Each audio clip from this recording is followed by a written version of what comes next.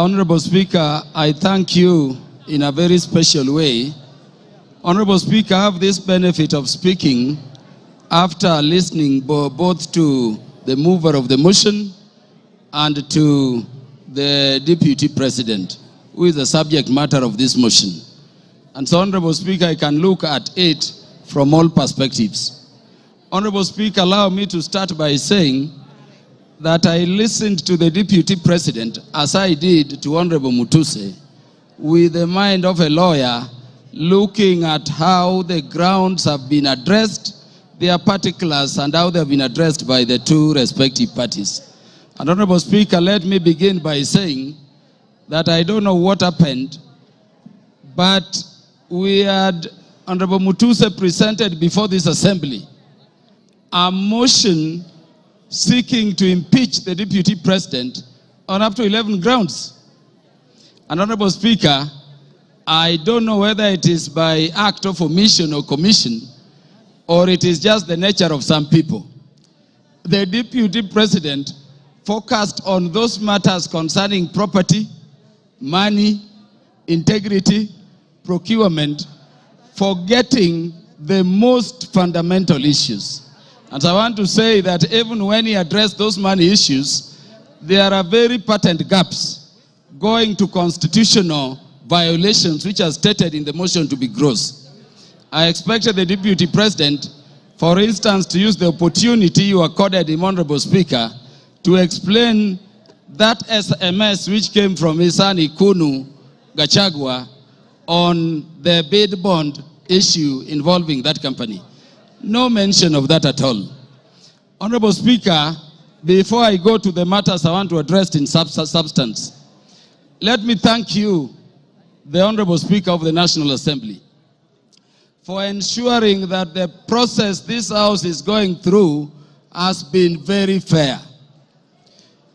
And in doing so, Honorable Speaker, for according and upholding and protecting the provisions of Article 47 of the Constitution. I hear people still saying that the courts will intervene. But I'm thanking you for this, Honorable Speaker, because the only time the courts intervene is if we have not secured a party procedural fairness. This motion was advertised across the country for the participation of Kenyans. And Honorable Speaker, allow me to reiterate this short data in 1 minute.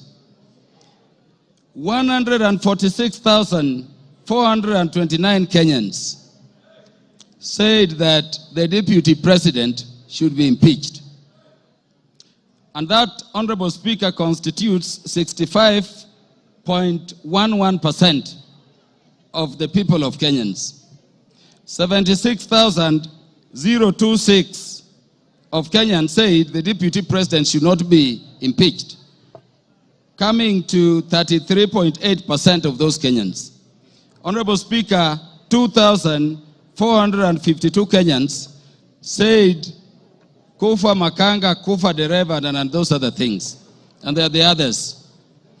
And Honorable Speaker, in terms of our constituency, which is Homa Bay Town constituency, 1,080 Kenyans whom I represent said the Deputy President should be impeached.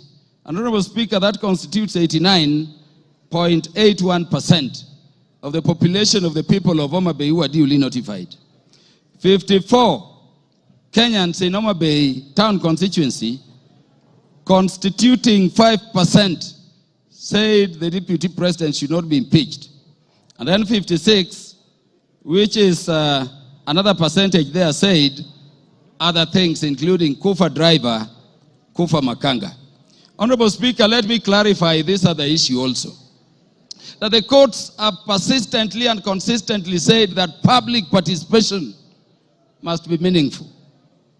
If public participation should be meaningful, and Honorable Speaker, you made it so open, at the county headquarters involving all constituencies, and then all constituency offices remained open on that day, and you notified it to the public, Honorable Speaker, following that order of court, then really, there is nothing much for us to continue debating here. If public participation is to be meaningful, then the Kenyans have spoken. And as their representatives, we can only give meaning to what they say during public participation by securing what they have said, which is that the deputy president should be impeached. Honorable Speaker, because I'm running fast, let me say that this constitution has been termed a living document. And Honorable Speaker, if you look at ground one, people take it lightly. But Honorable Speaker, the idea of the unity of our nation has been the one thing which has been disturbing the people of Kenya in terms of being. But Honorable Speaker, the idea of the unity of our nation has been the one thing which has been disturbing the people of Kenya in terms of being a nation for very long. Honorable Speaker, allow me to read the preamble of the Constitution. And this is what it says. We, the people of Kenya, proud of our ethnic, cultural, and religious diversity, and determined to live in peace and unity as one indivisible, sovereign nation. When the Kenyans were making this constitution, they identified the need for unity as one people, as one thing they had to deal with. Honorable Speaker, I request the members to look at Article 4, Sub-Article 2 of the Constitution. It says Kenya is a multi-party democratic state founded on the national values and principles of governance under Article 10 of the Constitution. And Honorable Speaker, people have said so many things about this Constitution. But let me say today, before this House, Honorable Speaker, that Article 10 of the Constitution, if this spirit has a soul, if this Constitution has a spirit, then you can only find it in Article 10 of the Constitution. At Article 10, Sub-Article 2, those national values which were identified by the people of Kenya during constitution making as the things which Kenya needs to address are the following, Honorable Speaker. Patriotism, national unity, sharing and devolution of power, the rule of law, democracy and participation of the people, human dignity, equity, social justice, inclusiveness, equality, human rights, non-discrimination, and protection of the marginalized. Honorable Speaker, at the very heart of a nation is equal ownership and equal sharing in the resources of the nation. It cannot be therefore, Honorable Speaker, that a state officer at the level of the deputy president is singing to other Kenyans how they are shareholders and they don't belong to this country. And Honorable Speaker, it saddens me that having given him the opportunity, the deputy president did not proffer defense. The deputy president did not offer an apology, but the deputy president said other people are also doing it. Honorable Speaker, let me say an impeachment motion proceeds in personam. It proceeds against a specific person. You may say Kufa Dereva, Kufa Makanga. Give him 1 minute to wind up. Wind up, Kaluma. Thank you. Honorable Speaker, it does not matter. This motion we have is against a person. You cannot have a motion for impeachment against Kaluma and somebody. Those who are saying Kufa driver, Kufa Makamba, bring the driver and we will also consider it on the merit. And on account of that, Honorable Speaker, this person must go. Honorable Speaker, in the few seconds remaining, let me say that when Westgate came under attack, I lost a cousin in the name of Jackton Port. He was the first one to be shot there. When Garissa University came under attack, Honorable Speaker, I lost Solomon Oludo from Marindi, a son of our land I educated at Ubiero Primary School. Honorable Speaker, we have no problem holding the security apparatus of the nation, to account. But Honorable Speaker, we cannot have a situation where you talk that recklessly in public about our national intelligence service being dysfunctional. For a state which is permanently under terror, target and attack.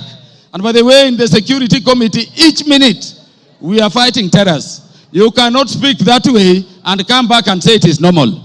Honorable Speaker, how can you be a principal assistant to the president when each time the president leaves the country, you are organizing rallies to incite ethnic animosity against your own government? Honorable Speaker, how can you be a principal assistant to His Excellency the President when the President is having a press conference in Nairobi and you are having a separate one instead of standing with him to calm the nation from Mombasa to say that the president, in fact, there is a problem and is a dysfunction in government. Time up. Mutuse, you have 15 minutes. Very good. Thank you, Mr. Speaker.